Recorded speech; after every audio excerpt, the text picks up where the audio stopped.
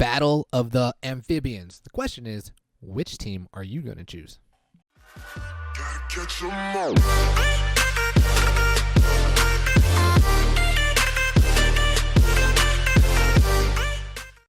What's good? It's your boy Rico. Welcome back to another episode of Pokemon Duel, and welcome to the team match event or the pre-register. It is here, and the question that I posed earlier is, which team are you going to be? Now we have the Poliwrath, the Toxicroak, or the Seismitoad.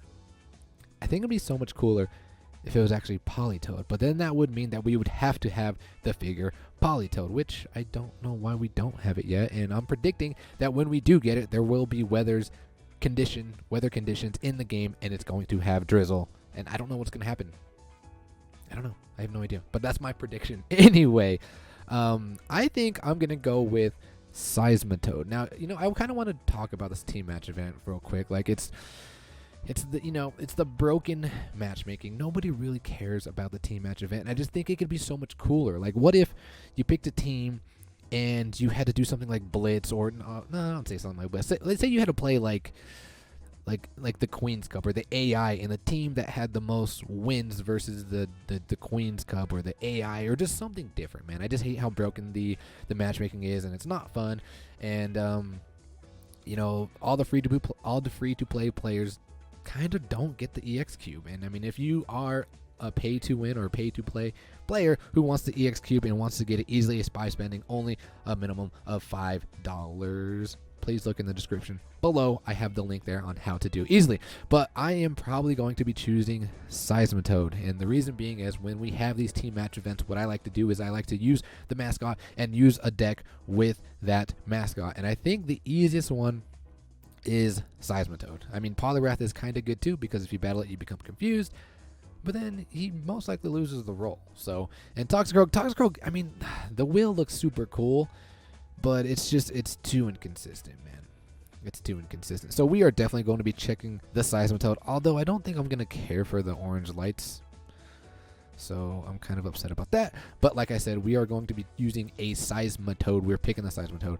Okay, we are Team Seismitoad. Now, I also want to talk about, guys, make sure to open up your boosters. Make sure you have free slots when the team match event drops in one day. The 1st of June. It is the 30th.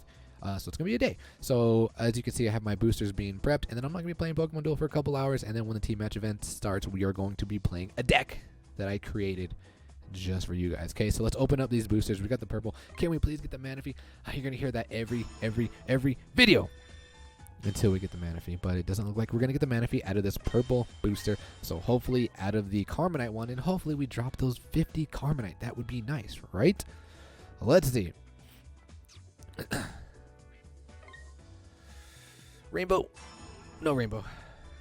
Swablu. Who cares about the Swablu's, right?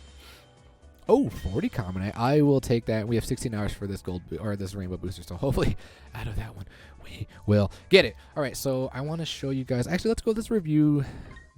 The only one I really want to review is Toxic. Oh, you guys just saw my deck. This is my deck, guys. I just want to show you Toxicroak real fast, just why I think it's the wheel. I mean, when it came out, it was so attractive. I know Kenny was running it for a little bit. Where is he at? But he's just too inconsistent, man. He's got the poison jab the poison jab, which takes out if the battle opponent becomes poison. If the battle opponent is a fairy type Pokemon and is not steel Pokemon, it is knocked out. I mean, it's kind of nice for the meta because Cocos are running everywhere, but Coco, it's kind of hard to land an attack on Coco because Coco has that large blue. And then you have the cross chop that gets an additional 50 plus damage if you hit it, but it's not as big as Leaf Blade, so it's pretty inconsistent. And the acid breath, the battle opponent becomes poison. The battle opponent's metal coat effects are lost. The metal coat counts as having been used. Oh, I wonder if when we get Mega Lucario and the Fire Steel banner, I wonder if steel decks are going to be more prevalent. And if they are, does that mean that Toxicroak is going to be more used? I don't know. But I haven't had that much experience using it. And if the battle opponent is a water type Pokemon that does not have any other types, this Pokemon is not knocked out in battle. He's got the dry skin ability, so he's very unique. But I don't know. I just haven't seen it. I haven't had time to play around with it. So here's a deck that I created, guys. Since we're going to be using Toad. You guys know Toad's Poison Touch. If you battle it, you become poisoned. And I kind of want to utilize Arcanine. And Arcanine's ability, what is it, Turbine, Flame Turbine, or something like that? Yeah. So if they are under a status condition, they're basically confused. And you guys know what that means. We have to run Blaze, Mega Blaziken. You guys know how unreliable Blaziken is, and my love-hate, no, it's mostly a hate relationship with Blaziken. You guys already know that. But we're going to run it for the sake of this deck and this team match event. And then we're also going to bring the Tapu Fini, just so we can bring on the Seismitoads red like very easily because they're water type monster because of Tapu Fini's ability. And then we're also bringing on the Litwick and all of its evolution. Okay, Litwick is going to be good because I can come off the bench. Doesn't matter if my entry points are taken. Same with the Seismitoads when I have Tapu Fini on the board. So you guys notice I do not have a runner, but I have the my entry points covered if they are taken. And take a look at the plates I'm running. Max Revive. You have to have the Max Revive here in case you are going against a rush deck, and they have your not even a rush deck, but if your opponents take out a Mon and they're on your entry points, you need to have something. You need to have that Fini on the board, or you need to Max Revive the Litwick just to get them off the entry points, or not get them off, but stop you from being surrounded. Oh man, I can't think right now. So we have the Max Revive, the 2 double chances. 2 double chances primarily for our Blaziken and the Arcanine, and then we have the Blazikenite, and then we have the Gold Block. Everybody needs Gold Block. So basically my deck, the premise here is to status condition everything and then use Blaziken, even though, or not Blaziken, but Arcanine. Although he's not that much of a beater, 120 is not bad, but that's kind of what this deck is revolving around. So I have a match to show you guys. It was an awesome, incredible match. I can't wait to show you. So be right back. Alright guys, we are back, and this is an awesome match, and I am playing against your standard Ultra Beast deck with double Ampharosite, okay? So I'm actually gonna stop this real quick. So I actually played this in God, why can't I think today? I played this in the hall. And the reason being because I don't want to play League, because I don't want to get any boosters because we're waiting for the team match event. So I decided to find the highest person that was there, and this person is 3.7, almost 3.8. And like I said, he's rocking your standard Ultra Beast deck. He's got, let's see, Long Throw, Mighty Sphere, Double Ampharos, Double Chance. You guys already know my deck. So I'm going to kind of break this. So the thing is, this match was 3 minutes. Like we both had 3 minutes. It was a 3-minute time limit. It wasn't 5. So I'm going to kind of break it down play by play. So I open up with Tapu Fini because I have to, and he opens up with the Terrakion. So here I thought about just moving my Tapu Fini just to the goal, just kind of set up. But I was like, wait a minute, I do have the Litwick, and Litwick, if you do burn something, you can evolve. And look how large that purple is. That counters Terrakion pretty well. So that's what I do. And then my opponent makes a great play and counters with Tapu Koko. And I sat here for literally like a minute trying to figure out what I wanted to do. I had so many options, and I was like, you know what? I think I'm gonna sack the Fini. Just hope that we get the purple, even though it was a terrible play. But I was like, I don't want to lose my Litwick because I want to burn something. So I'm like, oh great. So now he just got attacked with Koko, but surprisingly he didn't attack with Koko. And I'm like, all right, so I'm gonna cover the goal, and he's gonna go straight after me, which is fine. I have great survivability. No, I don't.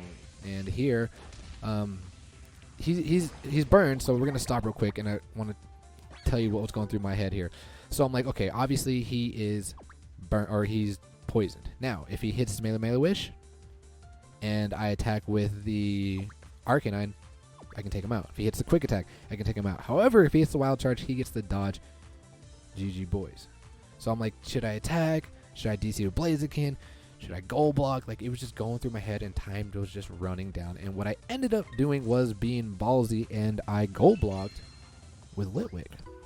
So the opponent attacks, and wow, I cannot believe he got the wild charge. I got the Will-O-Wisp, so now I can evolve, and now I can attack in freely with the Arcanine.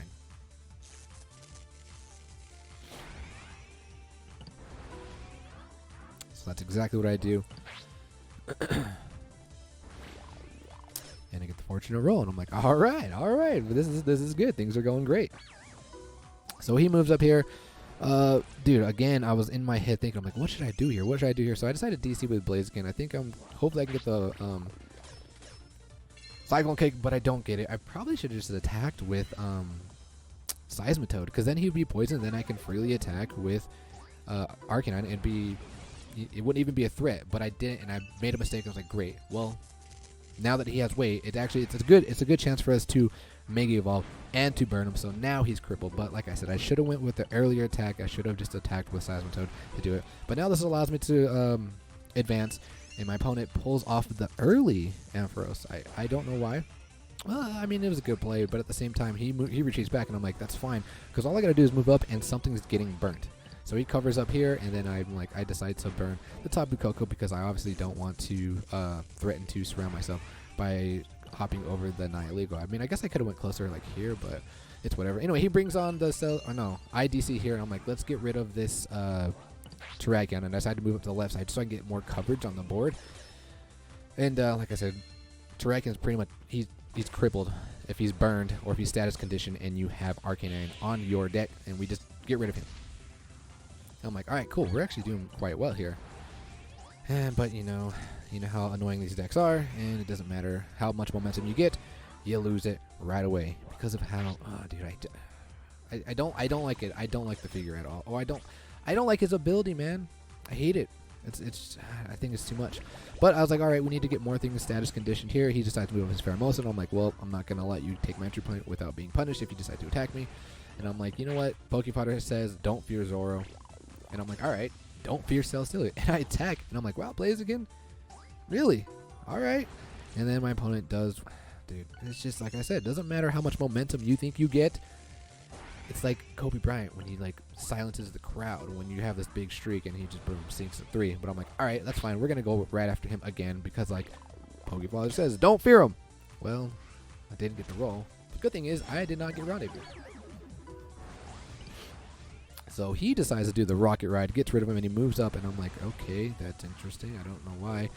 But he moves up, and I believe he attacks me. Yeah, he attacks me. Oh, because he tried to call signal. That's what he did. He tried to call. Okay, I see his plan.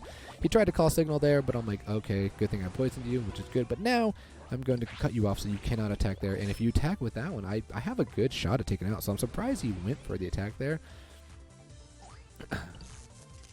But then we have this annoying Celesteela back on the board. But the good thing is that the Ampharos is gone. Like he has no more Megas.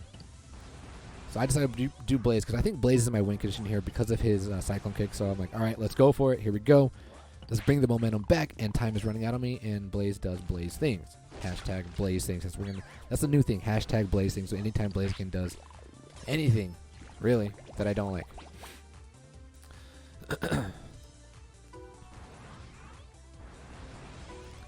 So my opponent moves here, which is fine. And I'm fine with him taking the entry point because what I want to do here is I want to start attacking with Homeboy, Arcanine, and start moving up the left side. But then he gets the stun poison. I'm like, oh, come on, dude. Please. Like, just do it for me. Like I said, Seismitoad has great survivability, so that's why I'm actually glad I'm Team Seismitoad. So here I'm like, all right, I need to start advancing with my my Lampent because he's a Ghost Mon. He can move through Mons. I need to start advancing him through the board. And the Celesteela is still burned, so I can brand him, although it's not going to really do much. He attacks here, gets the call signal. I mean, rolls a miss because the call signal. I'm like, all right. So what we're going to do is we're going to brand you, and we're going to move through. Hopefully, you don't bring Terrakion back. And he does. I'm like, okay, I'm kind of scared. And I'm going to stop right here, okay? Keep in mind, right now, I have probably 20 to 30 seconds left while my opponent has like a minute and a half. Okay, I just want you to keep that in mind. So I'm like trying to shuffle it in my head. I'm like, what am I going to do? What am I going to do? Get a fortunate roll here. I'm like, cool. Now we can actually start advancing up the, I think we can, the left side. Well, we could. And because my opponent moved over, I'm like, I don't know why you did that because now I can actually advance with my Lampent. And there's not much you can do about it because you don't want to attack me, you don't want to get burnt. And he starts being defensive. Because he knows, like I said, I'm at like 10 seconds left, legit 10 seconds left, and my opponent comes here. I'm like, all right, so, and I'm just like trying to move very, very fast. He decides to attack her. He gets the plus 30, and I'm like, please don't kill me, please don't kill me. Wow, he gets the dodge. It would have been nice if I would have got the shearing shot, but unfortunately I did not. And I'm like, all right, now we can attack this Koko. We have a good shot taking him out. Please. I'm at 4 or 5 seconds left, guys. 4 or 5 seconds left, just so you guys know. Boom, Koko is gone. He has to cover up, and there's not much I can do with the Arcanine, so I have to hop over with the Lampent, and I want to try and burn him just so I can attack with the Arcanine, and I burn him, and I burn him, and I threaten to surround him. I'm like, oh my god, okay, all we gotta do is really kind of like survive here. He moves up again. I have the winning rolls. We both roll the miss. I'm like, all right, all we gotta do is take the entry point, and all we gotta do is survive, and it is GG, boys. I have 2 seconds left, guys. 2 seconds left. He gets a beacon light. I'm like, no way. I didn't. So what happened there is I ran out of time. Well, it was 0 seconds. I surrounded the Terrakion. It allowed me to surround the Terrakion. Terrakion went to his PC, and then I ran out of time. I was so upset, man. If it was a 5-minute game, I would have won. If I would have, I played. I think I played perfectly. I mean, granted, yeah, it takes me a long time to think, but I played well, and I definitely won that. I would have won that match. I'm not gonna take anything away from my opponent. He definitely, played to the best of his ability, and he beat me. He outright beat me. It was a weight loss or time up loss.